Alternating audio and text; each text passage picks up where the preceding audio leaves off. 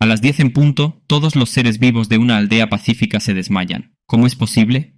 ¿Y cómo afrontó la población local los múltiples eventos extraños que siguieron a eso? Se trata de Cine Inmediato, y hoy vamos a hablar de la película titulada El pueblo de los malditos.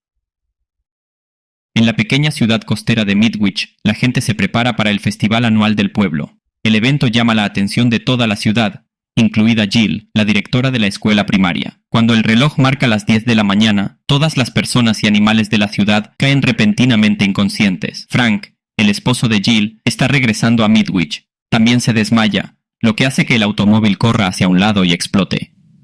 Las autoridades llegan para averiguar qué pasa en la ciudad. Por suerte, Alan, que es un médico local, estaba fuera de la ciudad esta mañana. Se preocupa por su esposa, Bárbara, que vive en la ciudad. Alan conoce a Susan, una científica del gobierno, para investigar el extraño incidente. Extrañamente, cuando el reloj marca las 4 de la tarde, todos se despiertan. Los militares también aparecen en la ciudad para ayudar a averiguar qué pasó. Poco después, todo parece volver a la normalidad. Un par de semanas después, todas las mujeres de la ciudad se enteran de que están embarazadas. Incluso aquellos que no eran sexualmente activos antes. Esto provoca preocupaciones y conflictos entre la gente. Más tarde, el gobierno decide apoyar los embarazos inesperados. Susan informa a la gente del pueblo que quienes hayan decidido tener al hijo, la madre, tendrán una cobertura completa durante el embarazo, que incluye $3,000 al mes y chequeos médicos gratuitos para un embarazo saludable. Considerando el valor de tener bebés, todas las mujeres aceptaron ser madres. A medida que pasa el tiempo, todas las mujeres embarazadas disfrutan de su embarazo, desde la dieta hasta las clases previas al parto. Cuando llega el momento de dar a luz, el centro médico de la ciudad se llena de gente. Uno a uno, 5 niños y niñas nacen sanos. Pero una de las niñas, la hija de Melanie, nació muerta. Después de eso, lleva en secreto al bebé muerto a su laboratorio. A medida que crecen, su inteligencia se desborda y todos tienen el mismo cabello rubio. David es el hijo de Jill y pronto podrá deletrear su nombre. Una mañana, Bárbara está cocinando sopa para su hija, Mara. La niña se enfada porque la sopa está muy caliente. Un momento después, Mara parece controlar a su madre con sus ojos verdes, haciendo que Bárbara sumerja su mano en la sopa hirviendo. En el hospital, cuando Alan le pregunta qué pasó, Bárbara no sabe cómo describirlo. Se deprime después del incidente. Al día siguiente, Bárbara se lanza al precipicio. No solo Bárbara, sino que también hay más y más accidentes graves o muertes en la ciudad. Los padres se encuentran en un dilema entre el amor incondicional por sus hijos y el hecho de que estos niños pueden no ser 100% normales. Como los niños tienen 7 años, los niños y las niñas aparecen juntos en parejas, excepto David, cuya pareja femenina murió. Todos ellos aparentemente mostraron habilidades psíquicas. Una vez, mientras los niños se sometían a una revisión ocular, el médico irrita accidentalmente los ojos de una niña. Mara aparece inmediatamente y controla la mente del médico, haciendo que el médico se ciegue a sí misma. Como directora, Jill cree que es mejor que estos niños tengan una clase especializada. Ella le pregunta a Alan si puede enseñarles sobre los comportamientos generales y la simpatía. Sin embargo, Alan rechaza a Jill. David, sin embargo, desarrolla un vínculo enfático con su madre después de crecer en ausencia de su pareja. Varios días después, David decide buscar a la niña que nació muerta en el cementerio. David se encuentra con Melanie, que sigue ahogándose tras la muerte de su bebé. David puede ver que Melanie había planeado suicidarse. Cuando Alan también llega para visitar la tumba de Bárbara, le dice a David que la niña que nació muerta no fue enterrada allí. David luego comparte sus condolencias por la muerte de Bárbara, algo que normalmente los niños nunca hacen. Después de tener un encuentro positivo con David, Alan decide enseñar a los niños en la escuela. Cuando Alan da su lección, Jill lo llama para reunirse con ella en la oficina. Los niños sacan ordenadamente los libros y comienzan a estudiar por sí mismos. De repente, el borracho de la limpieza abre la puerta.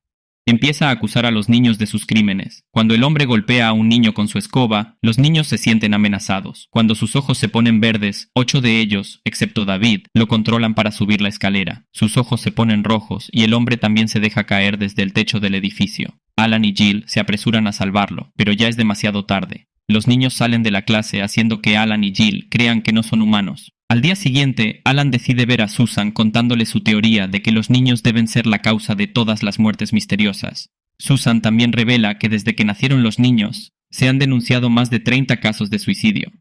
Esto empeora cuando Susan le informa a Alan que no solo Midwich, sino también otras pequeñas aldeas aisladas de Europa o Asia experimentan el mismo fenómeno. Las personas caen en el desmayo, quedan embarazos simultáneos y nacen niños psíquicos con superpoderes. La CIA también se involucró en la investigación durante años. Existe la posibilidad de que los niños sean utilizados como huéspedes genéticos por extraterrestres que intentan sincronizar el mundo. Después de eso, Susan lleva a Allen a su laboratorio secreto. La muestra lo sorprende, que resulta ser el bebé nacido muerto cuyo rostro parece un extraterrestre.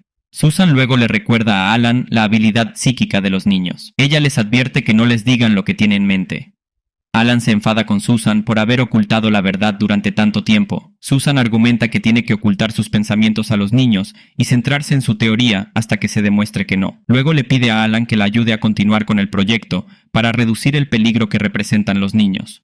Sin embargo, Alan abandona a Susan y se marcha. En casa, Mara le advierte a Alan que no destruya al grupo, ya que eso solo empeora la situación. Nadie puede detenerlos ni hacerles daño ahora. Mara también le informa a Alan que los niños se mudarían al granero local y comenzarían a vivir allí. Aprendiendo de lo que Susan dijo antes, Alan trata de no dejar que Mara vea lo que piensa. Luego, Alan regresa tristemente a su habitación. Más tarde, los niños llegan al granero uno por uno durante la noche. David no es una excepción.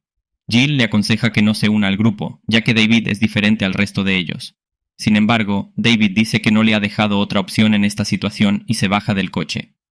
Al día siguiente, un hombre conduce hasta el granero en busca de su hija, que es una de las niñas. Sin embargo, cuando insiste en llevar a la niña a casa, los niños comienzan a controlarlo. Se ve obligado a volver a su coche. Luego, el hombre conduce hasta un tanque de combustible, lo que provoca una explosión masiva. Después de eso, Susan se apresura a hablar con Alan para informarle sobre los planes del gobierno para los niños. Los militares llegarán pronto para destruir a los niños a toda costa, incluso borrando la ciudad. Para ello, los lugareños tienen que hacer las maletas y abandonar el pueblo lo antes posible. Por la noche, Alan viene al granero y habla con los niños. Como no puede convencer a los niños de que abandonen su crueldad, se da cuenta de que no tiene sentido salvarles la vida. Cubre su mente imaginándose el océano, impidiendo que Mara lea sus pensamientos. Al día siguiente, Mara habla con David sobre su simpatía, que no se permite que se desarrolle en la colonia. Mientras tanto, el pastor del pueblo intenta dispararle a Mara en la cabeza con su pistola. Sin embargo, está marcado por los otros 4 niños. El hombre acaba disparándose en la garganta solo. La muerte de este pastor provoca ira en la ciudad. La gente empieza a buscar a los niños por la noche.